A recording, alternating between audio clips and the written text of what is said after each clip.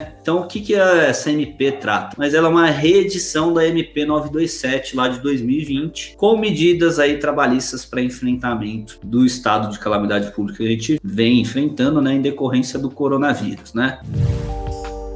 Em relação ao teletrabalho, o que muda, né? O empregador aí, ele pode alterar o regime de presencial para teletrabalho, trabalho remoto ou outro tipo de trabalho à distância aí, e determinar o retorno ao regime do trabalho presencial independentemente, então isso acho que a gente tem que frisar, né? Independentemente da existência de acordos individuais ou coletivos, dispensado o registro prévio da alteração do contrato de trabalho. Então eu lá como empregador, eu tenho o aval de fazer essa alteração, né, sem consultar o empregado. Então eu tenho lá todo o poder para realizar isso. E essa modalidade de regime ela pode ser adotada aí também para aprendizes e estagiários, tá? Notificação prévia, ainda eu tenho que cumprir, né? Então, se eu for alterar esse regime ali do trabalho presencial para o teletrabalho, para o trabalho remoto ou outro tipo de trabalho à distância, eu vou ter que comunicar esse empregado com 48 horas, tá, galera? Não tem para onde correr. E a MP traz aí o que mais pra gente? Ó, responsabilidade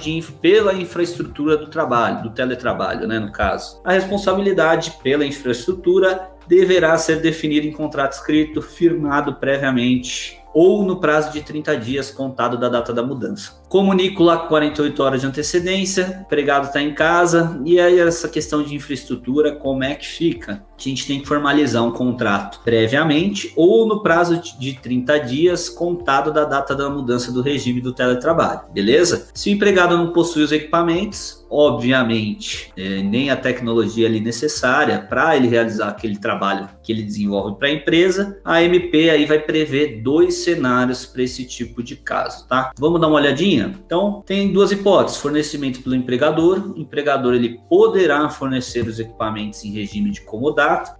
Não basta só ceder, né? Às vezes o empregado ele não vai ter ali tanto zelo pelo equipamento, criança em casa, gato, cachorro, às vezes derruba. Se passar algum gato ou um cachorro aqui, não se assustem, tô dando essa aula aqui ao vivo de casa, então às vezes acontece, né, algum acidente doméstico. Fica a dica aí, celebrar um contrato de comodato, traduzindo para o nosso, para o português, claro, fazer um contrato de empréstimo do equipamento com o empregado, tá? É a melhor coisa que você faz. Se ele detonar o equipamento, digamos assim, né, se acontecer algum prejuízo, a empresa já fica respaldada nesse sentido, onde o empregado ele vai ter que ressarcir esse dano. Então só esse link que eu queria fazer: faz um contrato de empréstimo, formalizando lá o que está sendo entregue para esse empregado. Um notebook modelo tal, ano tal, com nota fiscal XYZ, mandei até uma cadeira como comodato. Coloca isso no contrato, tá? No contrato de empréstimo. Eventualmente, se tiver alguma avaria, vai ser descontado em eventual rescisão ou parcelado aí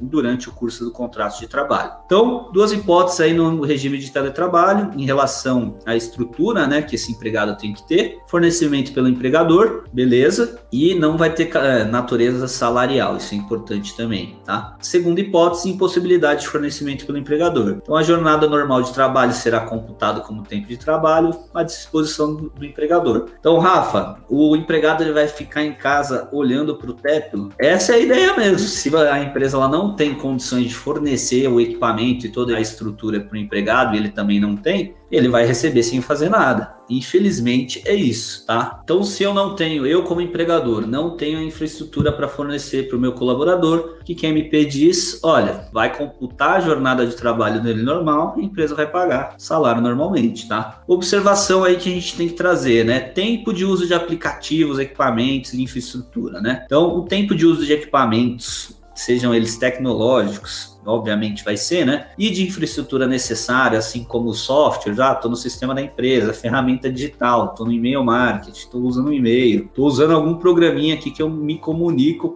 fora o WhatsApp, né? Estou usando algum sistema de comunicação com a galera do trabalho, ou aplicação de internet aí utilizada para o teletrabalho, fora da jornada ali dele, não vai constituir tempo à disposição, tá? Regime de prontidão ou de sobreaviso, exceto aí se houver previsão em acordo individual ou coletivo. Então, tem essa ressalva aí em relação ao tempo de uso de sistemas eletrônicos, tá? E lembrando, ó, só fazer um comparativo, gente. Lá em relação a esse tema que a gente está vendo agora, do tempo de uso de aplicativos aí, fora do horário de expediente, ele não constitui tempo à disposição. A gente fazendo um comparativo lá com a MP 927, ela estabelecia ali tão somente a restrição em relação ao uso de aplicativos, qualquer programa de comunicação, fora da jornada como medida aí que não constitui um tempo à disposição do empregado. Então, basicamente, acrescentou algumas coisas, mas em relação a tá usando lá fora do horário, não vai constituir tempo à disposição, salvo se tiver um acordo ali por escrito, seja ele individual, seja ele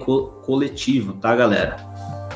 Pergunta da Maria, me tira uma dúvida, eu posso distribuir uma jornada de trabalho reduzindo 50%, por exemplo, hoje ele trabalha 8 horas e amanhã ele folga ou vice-versa? Então, Maria, é que você quer fazer um esquema de compensação, né, Maria? Então, que você pode fazer um esquema de banco de horas que a gente vai falar, né? A gente pode antecipar aí banco de horas, alguma coisa assim. Mas, em regra, eu não faria essa prática, tá? Vai ser pior. Porque aí seu risco aumenta demais de ele pedir alguma nulidade em relação a essa suspensão. Isso pensando nos fins processuais. Você pode até fazer, tá? Mas se for para salvar o negócio e tudo mais. Mas o seu risco, vamos pensar no... Sempre eu gosto de pensar no risco, né? Porque o empregado ele saiu da empresa, virou as costas, ele sobe uma ação, uma reclamação trabalhista contra a empresa. Então nada impede de ele pedir lá que ele estava a tempo à disposição, tá?